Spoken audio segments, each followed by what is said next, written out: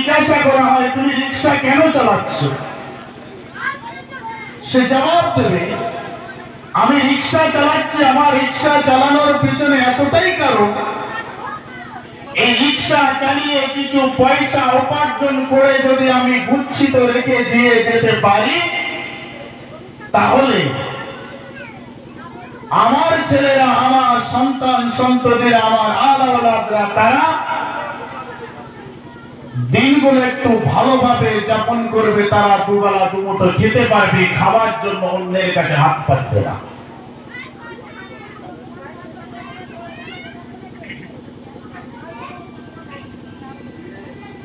আল্লাহ বলছে বান্দা তুমি শুনে রাখো, তুমি তোমার সংসার করবার জন্য সকাল থেকে আর রাত পর্যন্ত যেটা খরচটা করবে সেটা বান্দা তোমার ইবাদত।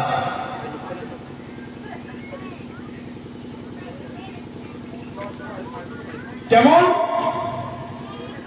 বান্দা যদি তুমি তোমার ছেলের জন্য বা তোমার ফ্যামিলির জন্য আজকের দুপুরে কিংবা রাত্রের যে খাবার ব্যবস্থা পানাটা তৈরি করছো, এটাও যদি তোমার উদ্দেশ্যটা ঠিক থাকে, মনে রাখবে ওটা হলো তোমার জন্য ইবাদত। কারণ ওই বাড়ির ফ্যামিলিকে খাওয়ানো দাওয়ানো ভরণ পোষণের দায় দায়িত্ব দায়ভার আপনার ঘাড়ে।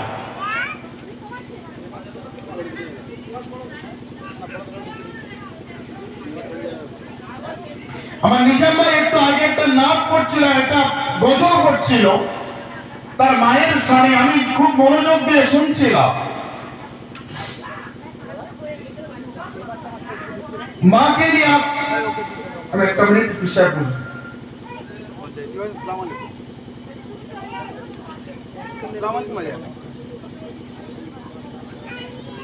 এই জাস্ট দেখলাম আপনি কত আছেন।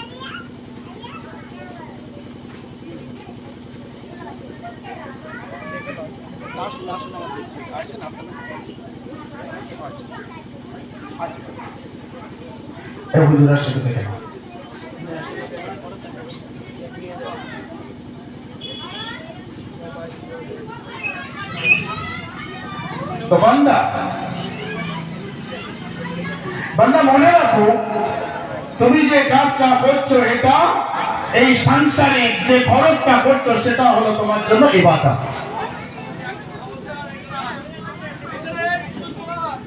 কিন্তু ওই জন মজুরিকারীকে যদি জিজ্ঞাসা করা হয় যে তুমি যে সারাটা বেলা পরিশ্রম করছো, রিক্সা টানছো, মাঠে খাচ্ছ, জনমজুরি খাচ্ছ, তোমার ছেলে এবং সন্তান সন্ততিরা সুখী থাকবে বলে, কিন্তু তোমার সুখের জন্য তুমি কি করলে?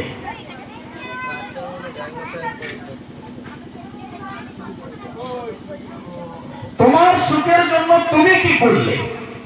তুমি তো তোমার ছেলের ভাবনা ভাবলে, তুমি তো তোমার পরিবার পরিজনের ভাবনাটা ভাবলে। বান্দা মনে রেখে দিন, আপনার ওই ইনকামটা, আপনার ওই কষ্টটা, আপনার ওই পরিশ্রমটা ওই দিনে আপনার সফল হবে, আপনার সফলতা এনে দেবে যদি নাকি আপনি ফজরের নামাজটা পড়ে মসজিদ থেকে বার হয়ে গিয়েছে, ফজরের নামাজটা পড়ে মসজিদ থেকে বার হয়ে গিয়ে আপনার রুজির জন্য মাঠে গিয়ে আপনি যখন হাড় ফাটা পরিশ্রম করবে, বান্দা ওই সময় আপনাকে আপনার ওই ইনকামটা, আপনার ওই কষ্টটা, আপনার ওই মেহনতটা আমার আল্লাহ দরবারে অত্যন্ত পরিষ্কার ভাবে ইবাদত হিসাবে গৃহীত হয়ে যাবে।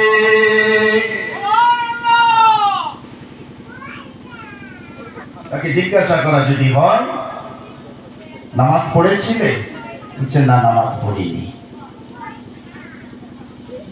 তাহলে সন্তানের জন্য হাড় ফাটা খাটনি খাচ্ছে, কিন্তু নামাজটা ছেড়েছে।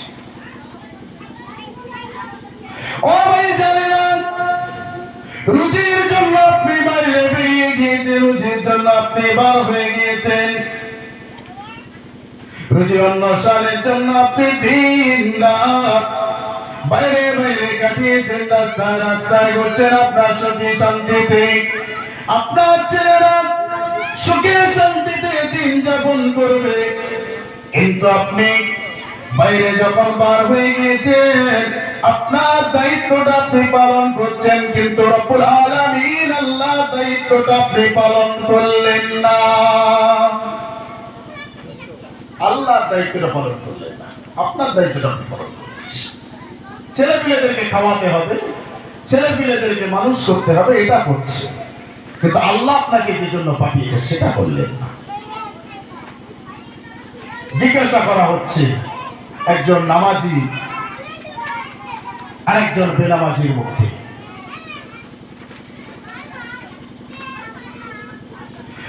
আপনি যদি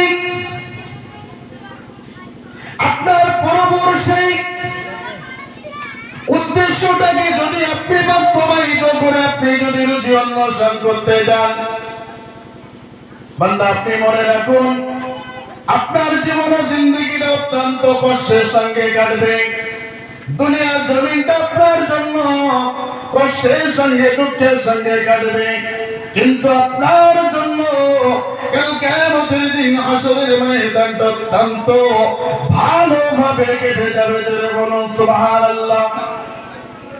কারণ আমার নবী বলছেন আদ-দুনিয়া ওয়াসিফুল মুমিনিন ওয়া জান্নাতুল লিল কাফিরিন। দুনিয়ার জমিনটা হলো মুমিনদের জন্য কয়েদিখানা। কয়েদিখানায় মানুষ খুব সুখে শান্তিতে থাকতে পারে না।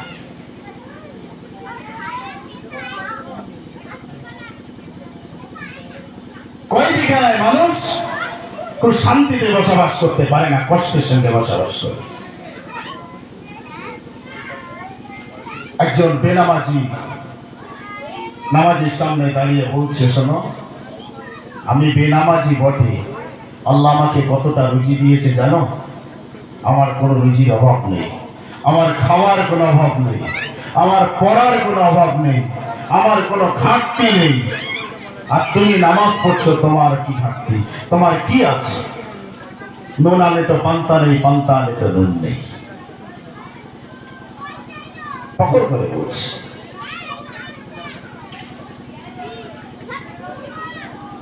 নারে তাকবীর, নারে তাকবীর, নারে তাকবীর। औलाद हुसैन बुखारी, औलाद हुसैन बुखारी, औलाद हुसैन बुखारी, जनाब पीरजादा भाईजान, जनाब पीरजादा भाईजान, नारे तकबीर। যাক শুকরিয়া, আলহামদুলিল্লাহ ভাইজান এসে গেছেন, খুব অল্প সময়ের ভিতরে আপনাদের কাছে আসবেন।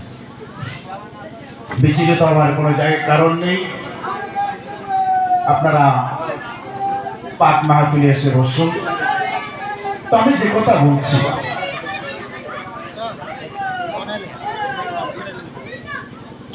বেনামাজি নামাজিকে বলছে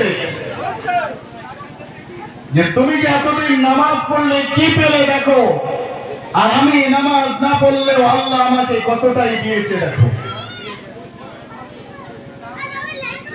তাকে ঠাট্টা বিদ্রুপ করছে, আল্লাহ আমার উপরে রহম করেছে। বান্দা মনে রেখে দিন, বেনামাজি আপনি মনে রেখে দিন, আপনি ভাববেন না আপনাকে আল্লাহ খাবার কষ্ট দেয়নি, আল্লাহ আপনাকে পড়ার কষ্ট দেয়নি, আল্লাহ আপনার কোনো কষ্ট দেয়নি, দুঃখ দেয়নি, বেদনা দেয়নি। বান্দা মনে রেখে দিন, এটা আপনার জন্য ফখর নয়, এটা আপনার জন্য গর্ব নয়, এটা আপনার জন্য পড়াই দেখানোর এমনটা কিছু নয়। এটা হলো বান্দা তোমার জন্য বড় পরীক্ষা। আল্লাহ তোমাকে ধন সম্পদ দিয়ে পরীক্ষা করছে, আল্লাহ তোমাকে ধন সম্পদ দিয়ে পরীক্ষা নিরীক্ষা করছে। বান্দা তুমি মনে রেখে দাও, তুমি ওই নামাজিকে কখনো ছোট করতে পারো না, ওই নামাজিকে তুমি ছোট কখনো বলতে পারো না, কারণ সে গরিব, সে দুস্থ, সে অসহায়। এই অসহায়তা হবার পিছনের কারণ হলো আমার আল্লাহ তাকে অত্যন্ত ভালোবেসে অত্যন্ত মহব্বত করি, অত্যন্ত প্যার করি, আল্লাহ পাক তাকে এক বেলা ভালোভাবে খাওয়ায়, এক বেলা কোন রকমের দিনটা যাপন করিয়ে দেয়। কারণ হলো ওই মানুষটা, ওই নামাজিটা, ওই আল্লাহ ওয়ালাটা অল্প খেয়ে আল্লাহ শুকর গুজার করে, জোরে বলুন সুবহানাল্লাহ। আল্লাহর মুখে তার শুকরিয়া আদায় করাটা ভালো লাগে, আল্লাহর কাছে তার মুখের শুকরিয়া আদায় করাটা ভালো লাগে, তাই আল্লাহ তাকে অল্প খাওয়ায়।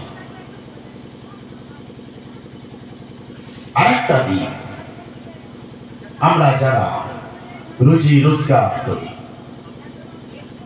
আমাদের রুজি সংকীর্ণ হওয়ার পিছনে আরো একটা কারণ আছে। আমরা রুজি রোজগার যারা করি, ওই যে ধনী মানুষটা ফখর করছে, গর্ব করছে, একদিন অসহায় হয়ে পড়বে, সেদিন তার পাশে দাঁড়ানো আর কেউ থাকবে না, তার পাশে আর কেউ থাকবে না। সে ভাবছে আমার পাশে সমাজের মানুষ আছে। ও ভাই জানেন, আপনি শুনে রেখে দিন,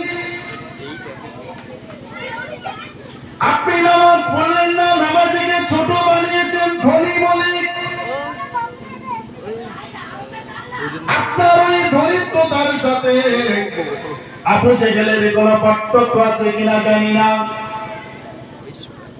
আপনার ইনকামের সাথে আবু জেহেলের কোনো ইনকামের পার্থক্য আছে কিনা ভাবতে অবাক লাগে। কারণ আবু জেহেল মক্কার মানুষদেরকে রেখে রেখে বলতো, এ মক্কার মানুষেরা, মুহাম্মদ হলো গরিব, মুহাম্মদ হলো এতিম, আর মুহাম্মাদের সঙ্গে যারা থাকে তারা হলো গরিব, তারা হলো এতিম। মুহাম্মাদের সাথে যারা থাকে তারা হলো গরিব, তারা হলো এতিম, অসহায়, দুস্থ। আমি আবু জেহেল আমাকে কত অর্থশীল মানুষ, আমার সাথে যারা থাকে তারাও সবাই অর্থশীল মানুষ, ধনী শ্রেণীর মানুষ। কিন্তু আবু জেহেলের ইনকামের পদ্ধতিটা হলো আলাদা, আর আল্লাহর নবীর সঙ্গী সাথীদের ইনকামের পদ্ধতিটা হলো আলাদা।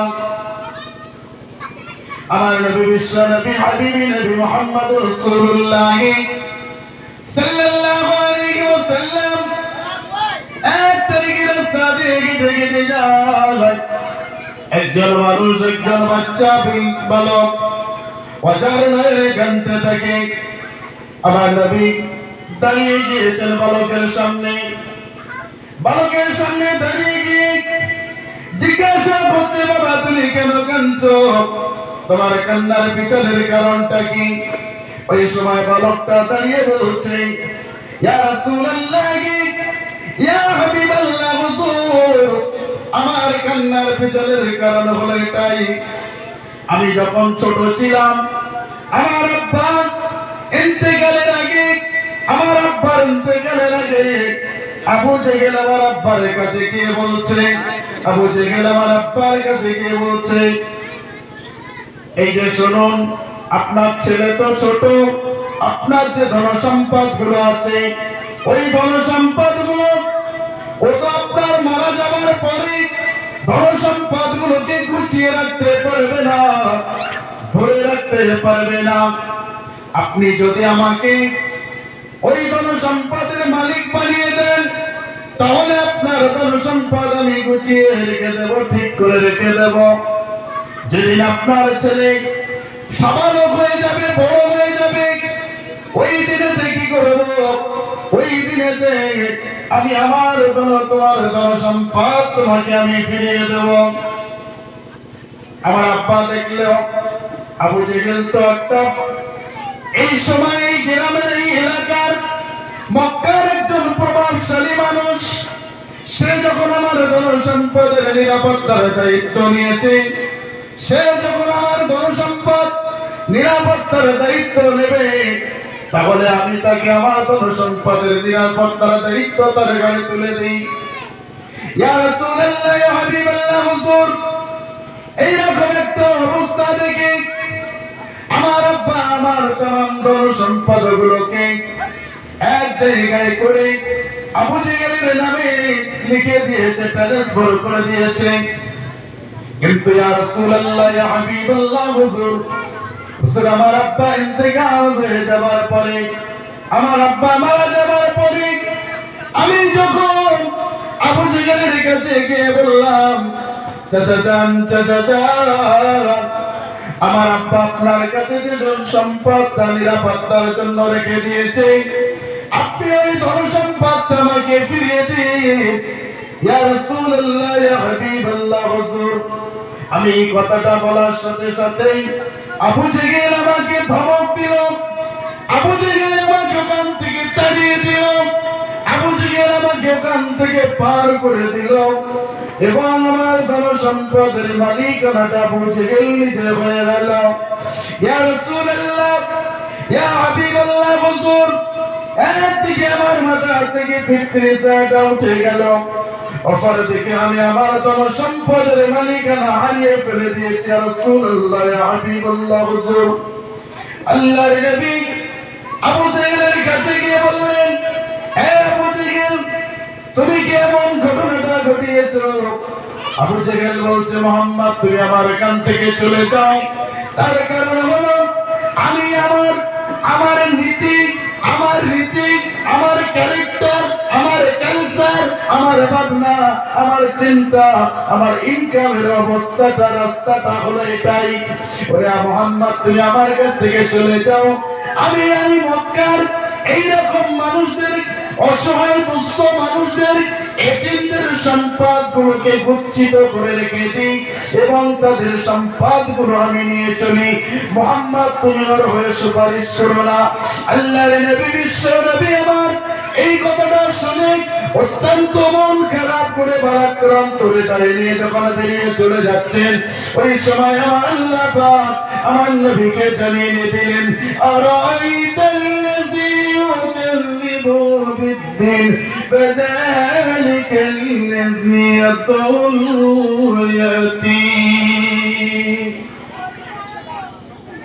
আবু জেহেল যখন আমার নবীকে দাঁড়িয়ে দিলেন, বললেন, মুহাম্মদ তুমি চলে যাও এখান থেকে, আমার এটাই ইনকামের একটা বড় রাস্তা, আমি এইভাবে ইনকাম করি, তুমি এখানে সুপারিশ করতে এসো না, চলে যাও।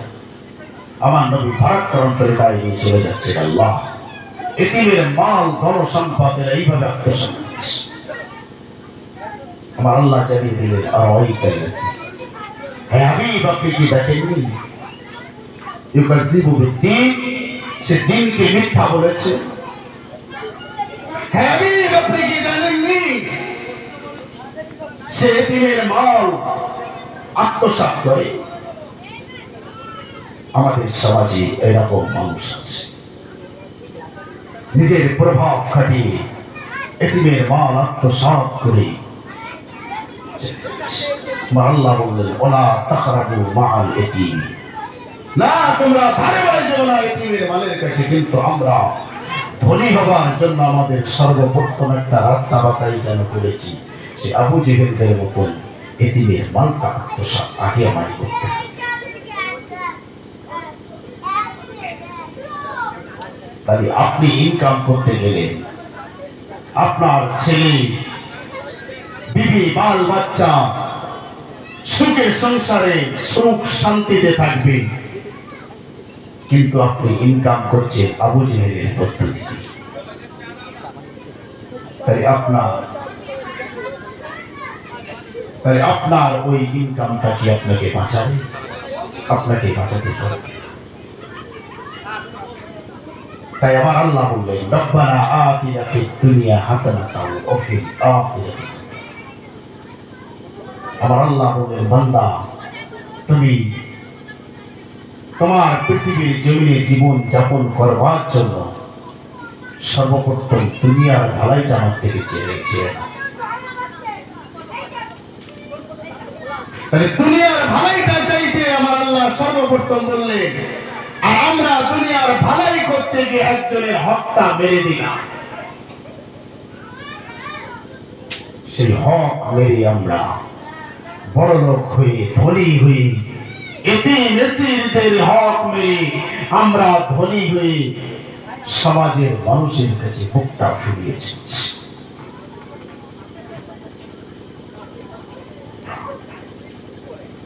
তাহলে একদিকে আমার আল্লাহ যেমন বললেন, বান্দা তোমার ধন সম্পদ, তোমার আল আওলাদ তোমার জন্য যেমন অলংকার স্বরূপ, অপর দিকে আমার আল্লাহ জানিয়ে দিয়েছেন তোমার ধন সম্পদ, তোমার সন্তান সন্ততি আল আওলাদ তোমার জন্য পরীক্ষার একটা বড় কারণ।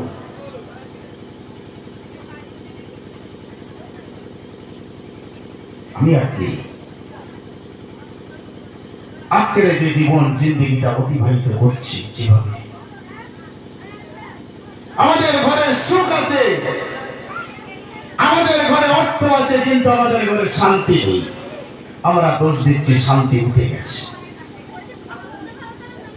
আরে শান্তি থাকবে কোথায়? অর্থ তোমার ঘরে আছে, সুখ আছে, অর্ডার করছো পার্সেল চলে আসছে, কিন্তু শান্তি থাকবে কোথায়? শান্তির গোড়াটা তো প্রথমে তুলে ছুঁড়ে ফেলে দিয়েছি আমরা। আমার উপার্জনের মুকদ্দম, আমার উপার্জনের গোড়াটা তো আমি হারাম জায়গায় তুলে ফেলেছি। তাই শান্তি কোথায় থাকে?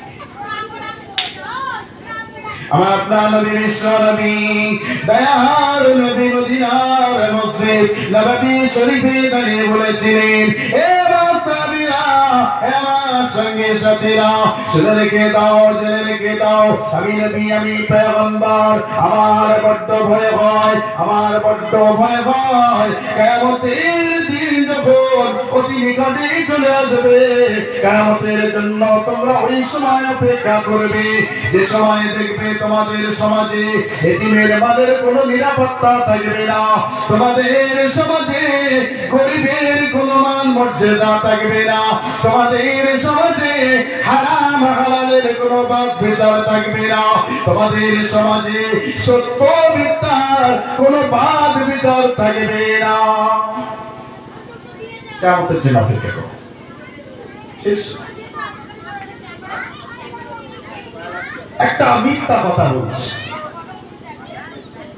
একটা মিথ্যা সাক্ষ্য দিচ্ছে, এত সুন্দর ভাবে বানিয়ে বানিয়ে বানিয়ে মধুর সুরে বলছে, মনে হয় যেন ঘটনাস্থলে সে ফিজিক্যালি ছিল, কিন্তু বাস্তব পর্যালোচনা করলে দেখা যাবে ওই মিথ্যা সাক্ষীটা যার জন্য দিচ্ছে সে একজন ধনী শ্রেণীর মানুষ বলে তাকে গুটিয়ে গুটিয়ে গুটিয়ে গুটিয়ে মিথ্যা সাক্ষ্যটা দিয়ে ওই গরিবটাকে ফাঁসিয়ে দিয়েছে। আজকে সমাজের বড় একটা কালচার হয়ে দাঁড়িয়েছে। আর মুখের মিষ্টি বাণী, মিষ্টি ভাষী এত সুন্দর ভাবে বলছে, মনে হবে যেন সত্যি কথাটার ভিতরে কতটা না মধুর ঢেলে দিয়েছে।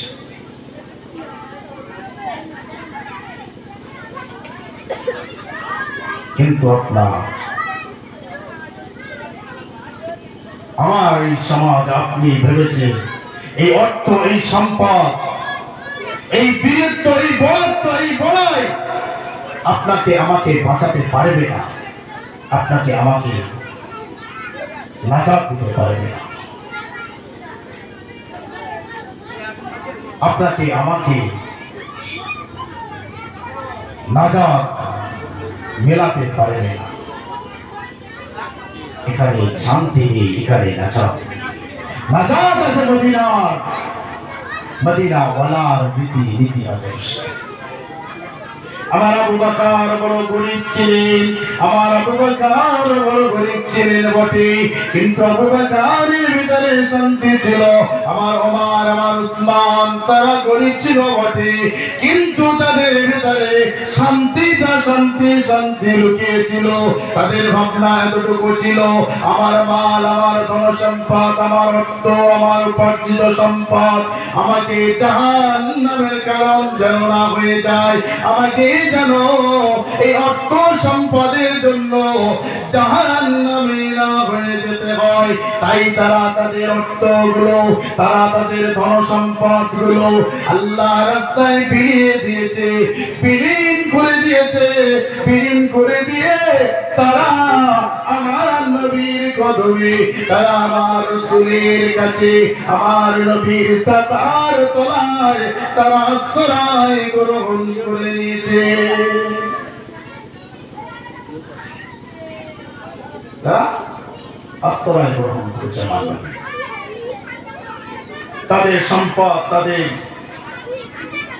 ওই অর্থগুলো আল্লাহর রাস্তায় বিলীন করে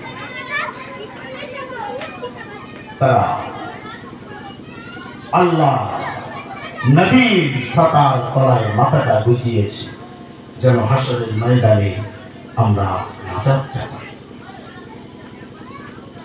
যেহেতু দুনিয়ার জমিনে আমাদেরকে পাঠিয়েছে অল্প কিছুক্ষণের একটা সময় পরীক্ষা নেওয়ার জন্য, আল্লাহর পাঠানোর জন্য উদ্দেশ্য তো আছেই, সেই উদ্দেশ্যটাকে বাস্তবায়িত করবার জন্য তারা সবাই চেষ্টা করেছে।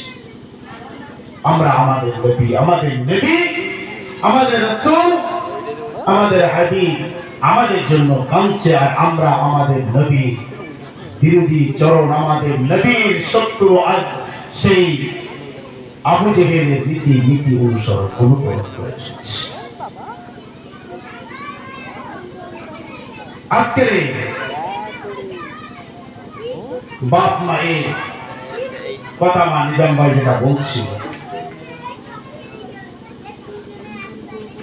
আমরা বাপ মায়ের সন্তান, আমার আল্লাহ শিখিয়েছে বাপ মায়ের জন্য দোয়া চাইতে, আর আমরা বাপ মায়ের জন্য দোয়া চাওয়া তো দূরের কথা, বাপ মাকে ঘরের থেকে বার পর্যন্ত করে দিই।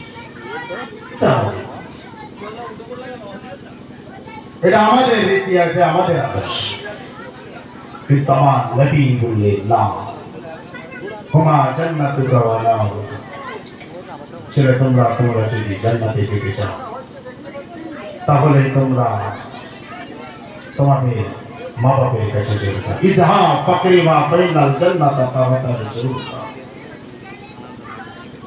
তোমরা তোমাদের মা বাপের পায়ের তলে, কদমের তলে চলে যাবো, সেটাই হলো তোমাদের জন্য জান্নাত, তোমাদের জন্য নাজাত। কিন্তু আজকে আমাদের সেই মদিনাওয়ালার, আমাদের নবী, আমাদের হাবিবের সেই কৃষ্টি কালচারকে আমরা তুলে সরিয়ে দিচ্ছি, দিয়ে আমরা অন্যের রীতি আদর্শ অনুকরণ করে চলে মাকে একটা সাইডে দিচ্ছি।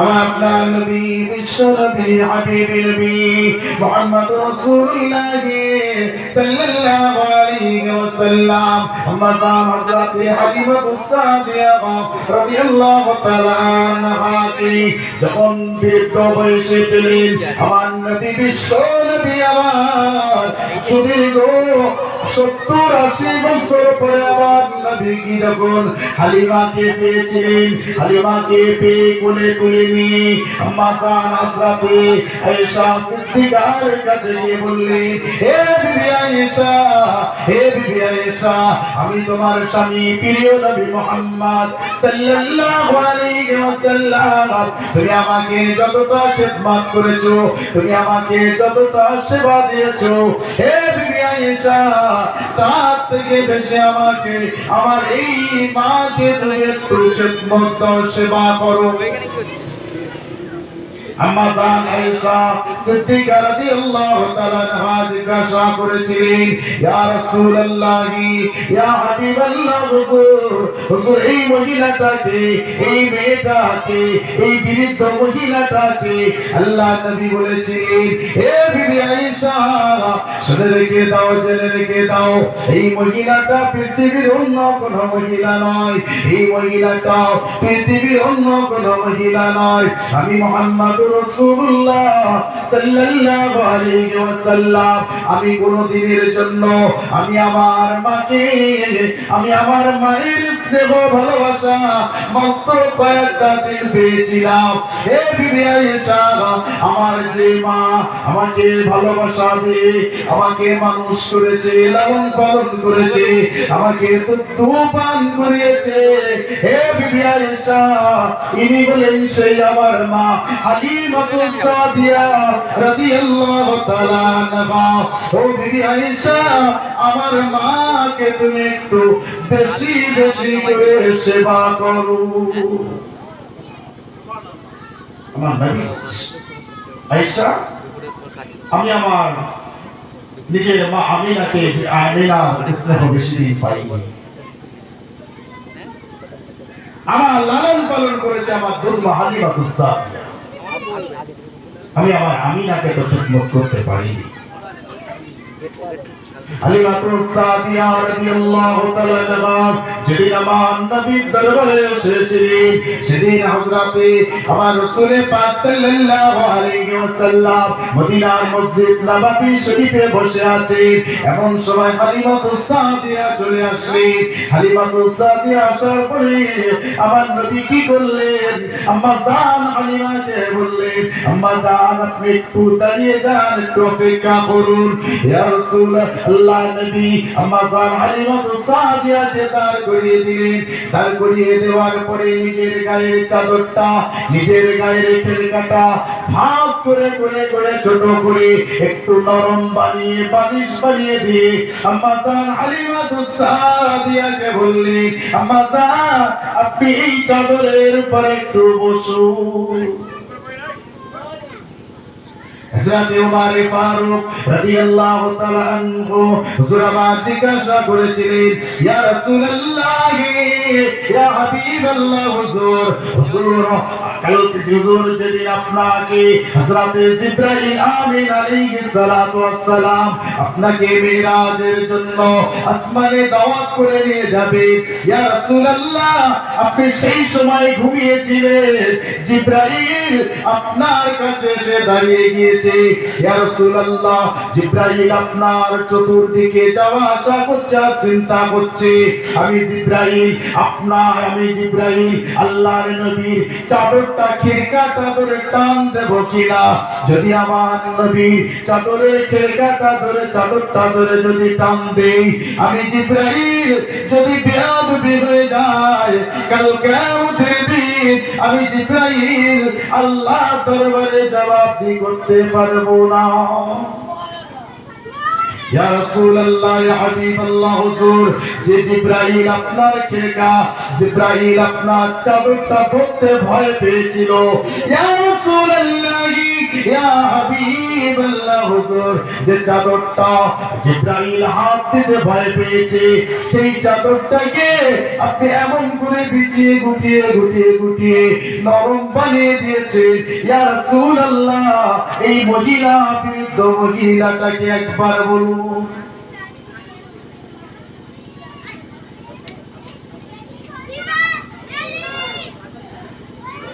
আল্লাহ নবী ওই সময় বললেন, এই ওমর তুমি দাঁড়িয়ে যাও, চুপ করো, আর দ্বিতীয় কোনো প্রশ্ন করবে না, কেননা ইনি হলেন আমার সেই মা হালিমাতুস সাদিয়া। আমি মুহাম্মদ আমার খেরকা তো দূরের কথা, আমার চাদর কেন, চাদর তো দূরের কথা, আমার শরীরের গোশতগুলো যদি কেটে দেওয়া সম্ভব হতো, আমি আমার মাকে বসার জন্য নরম জায়গা বানিয়ে দিতাম। জোরে বলুন সুবহানাল্লাহ। আমার নবীর দুধমাকে তাজিম করে তাকরীম করে সম্মান করে বুঝিয়ে দিলেন, আর আমি আপনি বইয়ের গোলামি করতে গিয়ে মাকে ঘুরিয়ে সরিয়ে দিচ্ছি। তুমিও তো এদেরকে ভালো বলে জানান যে মা বাপের সব রেসানি। যাই হোক, আমি আর বাড়াচ্ছি না, এখানেই শেষ করছি। ওয়া আখির দাওয়ানা আলহামদুলিল্লাহি রাব্বিল আলামিন। নারে তাকবীর, নারে তাকবীর।